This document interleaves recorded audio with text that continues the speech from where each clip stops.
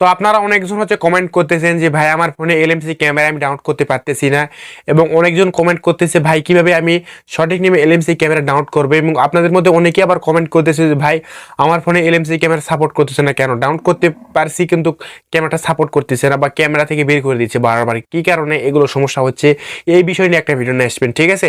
তো আজকের ভিডিওতে দেখাবো যাদের ফোনে এলএমসি ক্যামেরা ডাউনলোড হচ্ছে না, বা যাদের ফোনে এলএমসি ক্যামেরা ডাউনলোড হয়েছে কিন্তু ইনস্টল হচ্ছে না, বা যাদের ক্যামেরা ডাউনলোড করা আছে অলরেডি ক্যামেরা থেকে বের করে দিচ্ছে, এগুলো প্রবলেম নিয়ে আজকের ভিডিওতে আলোচনা করব। কিভাবে এগুলো প্রবলেম আপনারা সলভ করে ভালো মতো এলএমসি ক্যামেরা ব্যবহার করবেন সেটা মূলত হচ্ছে এই ভিডিওর ভিতরে আপনাদের দেখানোর চেষ্টা করবো, ঠিক আছে।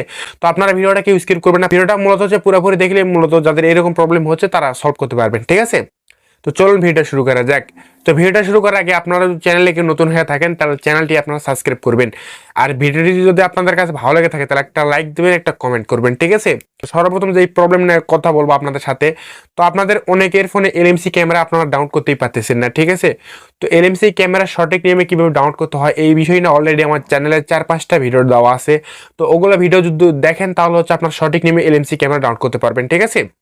আর এলএমসি ক্যামেরা কোন কোন ফোনে ডাউনলোড করা যাবে বা কোন কোন ফোনে ডাউনলোড করা যাবে না সেই বিষয় না করলে আমি ওই ভিডিওর ভিতরে আমি কথা বলছি, সেই ভিডিওটা আপনারা যদি দেখেন তাহলে এলএমসি ক্যামেরাটা আপনি সঠিক নিয়মে ডাউনলোড করতে পারবেন, ঠিক আছে। দ্বিতীয় নাম্বার যে প্রবলেমটা হয় আপনাদের সবচেয়ে বেশি সেটা হচ্ছে এলএমসি ক্যামেরা ডাউনলোড হয়েছে কিন্তু ক্যামেরা আপনারা ব্যবহার করতে পারতেছেন না, বা আপনাদের অনেকের হচ্ছে ক্যামেরাটা ডাউনলোড হয়েছে কিন্তু ইনস্টল করতে পারতেছেন না, ঠিক আছে।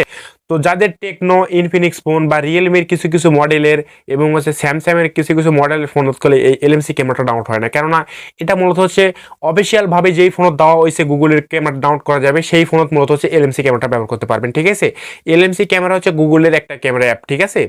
টেকনো ইনফিনিক্স ফোনে মূলত হচ্ছে আপনারা ব্যবহার করতে পারবেন না, কারণ এটা কোনো অফিসিয়ালভাবে কোনো গুগল ক্যামেরা অ্যাপে ডাউনলোড করতে পারবেন না, গুগলের কোনো ক্যামেরা অ্যাপ আপনারা ডাউনলোড করতে পারবেন না, ঠিক আছে। তৃতীয় নাম্বার প্রবলেমটা হচ্ছে আপনাদের অনেকের হচ্ছে ছবি তুললে গ্রিন হয়ে যাচ্ছে বা হলুদ হয়ে যাচ্ছে, এটা কি কারণে হচ্ছে আপনারা অনেকেই বুঝতে পারতেছেন না, ঠিক আছে। তো আপনি যে এক্সএমএল ফাইল ব্যবহার করে এলএমসি ক্যামেরাতে ফটোগ্রাফি করেন, তো করার পর যখন হলুদ হয়ে যায় তো সেই এক্সএমএল ফাইল বাদ দিয়ে হচ্ছে আপনার অন্য এক্সএমএল ফাইল ব্যবহার করবেন, তারপরে যদি আবার নীল হলুদ হয়ে যায় তো এই বিষয় নিয়ে অলরেডি আমার চ্যানেলে ভিডিও আছে, সেই ভিডিওর লিঙ্ক এই ভিডিও ডিসক্রিপশন বক্সে আমি দিয়ে দেবো ডিটেলসে। ওই ভিডিওটা যদি আপনারা পুরোপুরি দেখেন, যাদের ছবিতে নীল হচ্ছে গ্রিন হয়ে যাচ্ছে তারা ওই ভিডিওটা দেখবেন, তাহলে আশা করি আর আপনাদের ছবি তুললে গ্রিন বা নীল হয়ে যাবে না, ঠিক আছে।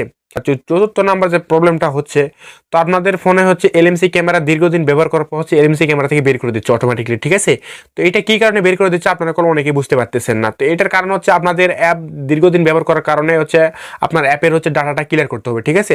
তো অ্যাপের কিভাবে ডাটা ক্লিয়ার করবেন এই বিষয় নিয়ে অলরেডি আমার চ্যানেলে ভিডিও আছে, সেই ভিডিওটা দেখে হচ্ছে আপনার অ্যাপটির ডাটা ক্লিয়ার করে দিবেন, ঠিক আছে।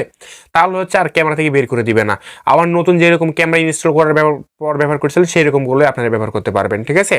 তো আশা করি এই ভিডিওটা থেকে আশা করি আপনাদের যতগুলো প্রবলেম আসলো বা সমস্যা ছিল সব সমস্যা বা প্রবলেম সলভ হয়ে গেছে, আশা করি এই ভিডিওটা দেখে, ঠিক আছে। তো ভিডিওটা যদি আপনাদের কাছে ভালো লেগে থাকে তাহলে একটা লাইক দিবেন, একটা কমেন্ট করবেন। সকালে 5 ওয়াক্ত নামাজ পড়বেন, সকলে ভালো থাকবেন, আল্লাহ হাফেজ।